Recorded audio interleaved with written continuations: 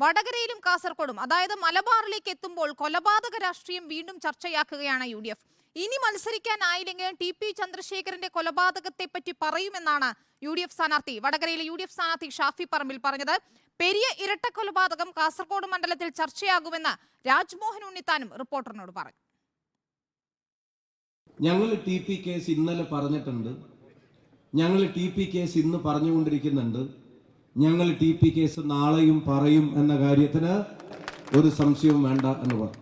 സ്ഥാനാർത്ഥി ഉൾപ്പെടെ പറഞ്ഞത്രേ, 2 തെരഞ്ഞെടുപ്പിൽ അത് പറഞ്ഞില്ലേ, ഇനി അത് പറഞ്ഞാൽ ഏശാൻ സാധ്യതയില്ല എന്നുള്ളതാണ് പ്രധാനപ്പെട്ട ഒരു കണ്ടെത്തൽ. എന്നാൽ ഞങ്ങൾ അതിനകത്ത് സ്റ്റാൻഡ് നാളെ മത്സരിക്കാൻ തന്നെ പറ്റാതായാലും പറയേണ്ടടുത്ത് അത് പറയും എന്നുള്ള കാര്യത്തിന് ഒരു സംശയവും വേണ്ട. ഇപ്പോഴും കല്യോട്ട കേസിന് യാതൊരു വിധമായ ഇതുമില്ല. ഇന്നും ജനഹൃദയങ്ങളിൽ അവർ വിങ്ങിപ്പൊട്ടുന്ന ഹൃദയവുമായി കഴിയുകയാണ്. ആ കുഞ്ഞുങ്ങളുടെ പ്രതികൾക്ക് ശിക്ഷ കിട്ടുന്നതും കാത്ത്. ഇനി ഒരിക്കലും കേരളത്തിൽ പകയുടെ രാഷ്ട്രീയം, അക്രമത്തിൻ്റെ രാഷ്ട്രീയം, കൊലപാതകത്തിൻ്റെ രാഷ്ട്രീയം ഉണ്ടാകാതിരിക്കണമെങ്കിൽ പ്രതികൾക്ക് തൂക്കുകയർ തന്നെ കിട്ടണം. വടകരയിൽ നിന്ന് ദീപക് മലയമ്മയും കാസർഗോഡ് നിന്ന് അർജുൻ ഹേമയും നൽകും വിവരങ്ങൾ. ദീപക്, ഈ തെരഞ്ഞെടുപ്പിന് തൊട്ടു മുൻപ് KM ഷാജി പറഞ്ഞു വെച്ച് തുടങ്ങിയതാണ് TP ചന്ദ്രശേഖരന്റെ കൊലപാതകവുമായി ബന്ധപ്പെട്ട, PK കുഞ്ഞനന്ദന്റെ മരണവുമായി ബന്ധപ്പെട്ട പല കാര്യങ്ങളും. അതിന് പിന്നാലെ വിധി വന്നു TP വധക്കേസിൽ. അങ്ങനെ വലിയ ചർച്ചയാവുകയാണ് വീണ്ടും TP വധക്കേസ്, പ്രത്യേകിച്ച് വടകരയിൽ. അത് ചർച്ചയാകില്ലെന്ന് CPM നേതാക്കൾ ആവർത്തിച്ചു പറയുമ്പോഴും അത് തന്നെയാണ് UDF ഇപ്പോഴും ഉയർത്തുന്നത്. വിനീത, അങ്ങനെ തന്നെയാണ്. അതായത് TP ചന്ദ്രശേഖരൻ ഫാക്ടർ എന്ന് പറയുന്നത് വോട്ടാണ് എന്നുള്ള കൃത്യമായ ബോധ്യം UDFനെ സംബന്ധിച്ച് ഉണ്ട് എന്നുള്ളത് തന്നെയാണ്. 2014-ലെയും 2019-ലെയും തെരഞ്ഞെടുപ്പുകൾ അത്തരത്തിലുള്ള നേട്ടം UDFന് ഉണ്ടാക്കി കൊടുത്തിട്ടുണ്ട് ഈ വിഷയം ചർച്ചയായതിലൂടെ എന്ന ധാരണയും UDF ക്യാമ്പിനെ സംബന്ധിച്ച് ഉണ്ട്. അതുകൊണ്ട് തന്നെയാണ് ഇത്തവണയും TP കേസ് കേരളത്തോട് പറയുന്നത് എന്ന പേരിൽ ഒരു പൊതുവേദി സംഘടിപ്പിച്ചുകൊണ്ട് ആ വേദിയിൽ തന്നെ കൃത്യമായി നിലപാട് പറയാൻ ഷാഫി പറമ്പിലടക്കം തയ്യാറായത് എന്നുള്ളതാണ് ഏറ്റവും പ്രധാനപ്പെട്ട കാര്യം.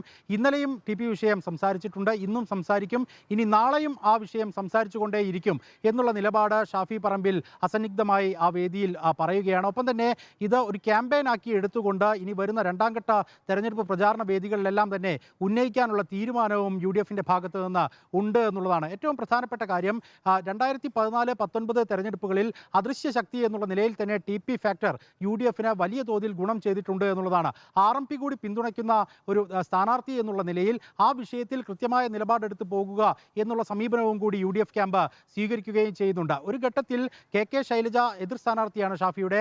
അവർക്കെതിരെ കൃത്യമായി ഒരു ആക്രമണം അല്ലെങ്കിൽ നിശിതമായ വിമർശനങ്ങൾ ഉന്നയിക്കാൻ ഷാഫി പറമ്പിൽ തയ്യാറായിരുന്നില്ല. എന്നാൽ ഇന്നലെ നമ്മൾ അതിൽ നിന്ന് ഭിന്നമായ കാഴ്ചകൾ കൂടി കണ്ടു എന്നുള്ളതാണ്. അത് TP കേസുമായി കണക്ട് ചെയ്തുകൊണ്ട് തന്നെയാണ് ആ വിഷയവും ഷാഫി പറമ്പിൽ ഉൾപ്പെടെ ഉയർത്തുന്നത്. അതായത് TP കേസുമായി ബന്ധപ്പെട്ടുകൊണ്ടുള്ള പ്രതികളുമായി ബന്ധപ്പെട്ട് അവർക്ക് ഏതെങ്കിലും തരത്തിൽ സംഘടനാപരമായുള്ള പിന്തുണയോ അല്ലെങ്കിൽ മറ്റേതെങ്കിലും തരത്തിലുള്ള അവരുമായി ഐക്യപ്പെടലോ നടത്തിയിട്ടുള്ള ഒരാളെ ഈ വടകര മണ്ഡലത്തിന് വേണ്ട എന്നുള്ള നിലപാട് സ്വീകരിക്കുന്നു. ഒപ്പം തന്നെ ടീച്ചറമ്മ എന്ന പദപ്രയോഗം പൊതുവെ KK ശൈലജയുമായി ബന്ധപ്പെട്ടുകൊണ്ട് ഉയർന്നു വന്നിട്ടുള്ളതാണ്. ആ വിഷയത്തിലും പത്മിനി ടീച്ചർ മാത്രമാണ്, അതായത് TPയുടെ അമ്മ മാത്രമാണ് ടീച്ചറമ്മ എന്ന പേരിൽ വടകരയിലുള്ളത്.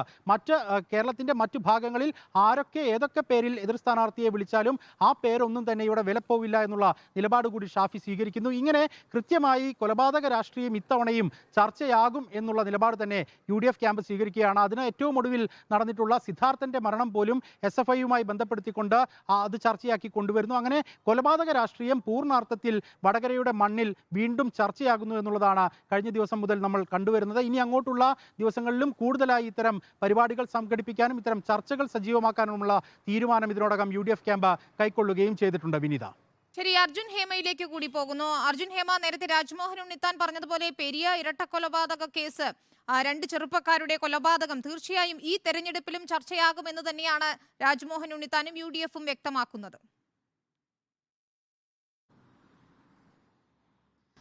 തീർച്ചയായും വിനീത, അങ്ങനെ തന്നെയാണ്. ഈ തെരഞ്ഞെടുപ്പിൽ അതായത് UDF വലിയൊരു സ്വാധീനം ഈ പെരിയ ഇരട്ടക്കൊലപാതകത്തിലൂടെ ഉണ്ടാക്കാൻ കഴിയുമെന്നുള്ള ഒരു പ്രതീക്ഷയാണ് UDF സ്ഥാനാർത്ഥിയായ രാജ്മോഹൻ ഉണ്ണിത്താൻ റിപ്പോർട്ടറിനോട് പങ്കുവയ്ക്കുന്നത്. കഴിഞ്ഞ അതായത് 2019 സാഹചര്യം ഒന്ന് നമുക്ക് പരിശോധിക്കാം. അന്ന് UDF വിജയിക്കാൻ വേണ്ടിയിട്ടുള്ള പ്രത്യേക ഘടകങ്ങളൊക്കെ തന്നെ ഉണ്ടായിരുന്നു. അതിൽ ഏറ്റവും കൂടുതലായി UDF എന്നും ഉയർത്തിക്കാട്ടുന്ന ഒന്നാണ് ഈ പെരിയ ഇരട്ടക്കൊലപാതകം എന്ന് പറയുന്നത്. അന്ന് രാജ്മോഹൻ ഉണ്ണിത്താന് വലിയൊരു വോട്ട് പിടിക്കാൻ ഇതിലൂടെ കഴിയുകയും ചെയ്തു. അന്ന് LDF സ്ഥാനാർത്ഥിയായിരുന്ന സതീഷ് ചന്ദ്രനെ വലിയ രീതിയിലുള്ള ഒരു 40,000 വോട്ടുകൾക്ക് തോൽപ്പിക്കുന്ന സാഹചര്യത്തിലേക്കായിരുന്നു അന്ന് കാസർഗോഡ് ലോക്സഭാ മണ്ഡലം പോയിട്ടുണ്ടായിരുന്നത്. ഈ ഉദുമ മണ്ഡലത്തിലാണ് കല്യാശ്ശേരി എന്ന് പറയുന്ന ഈ ഭാഗം വരുന്നത്.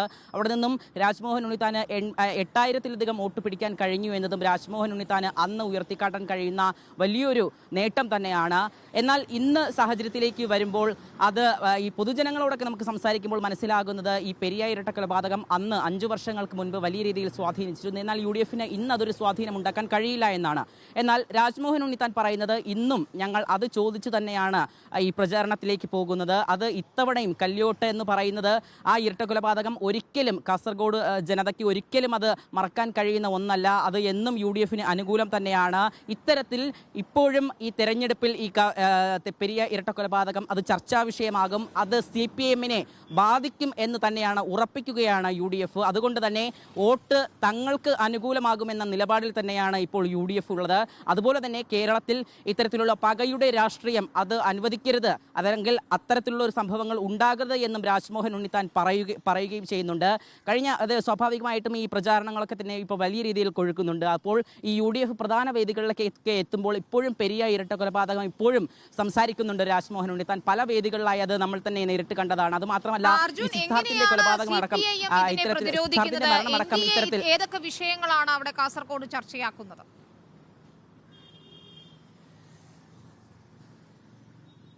വിനീത, പ്രധാനമായും CPM ഇത് വലിയ രീതിയിലുള്ള ഒരു ബുദ്ധിമുട്ട് ഉണ്ടാക്കുന്നില്ല. കാരണം CPM ഇപ്പോൾ സ്ഥാനാർത്ഥിയോട് സംസാരിക്കുമ്പോൾ തന്നെ MP ബാലകൃഷ്ണൻ തന്നെ സംസാരിക്കുമ്പോൾ മനസ്സിലാക്കാൻ കഴിയുന്നത് ഇപ്പോൾ ഈ തവണ എന്തായാലും പെരിയ ഇരട്ടക്കൊലപാതകം അത് CPM യാതൊരു രീതിയിലും അല്ലെങ്കിൽ LDF സ്ഥാനാർത്ഥിയെ യാതൊരു രീതിയിലും ബാധിക്കുന്ന ഒന്നല്ല. കഴിഞ്ഞ തവണ UDF അത് അനുകൂലമായി എന്ന് CPM തന്നെ അത് സമ്മതിക്കുന്നുണ്ട്.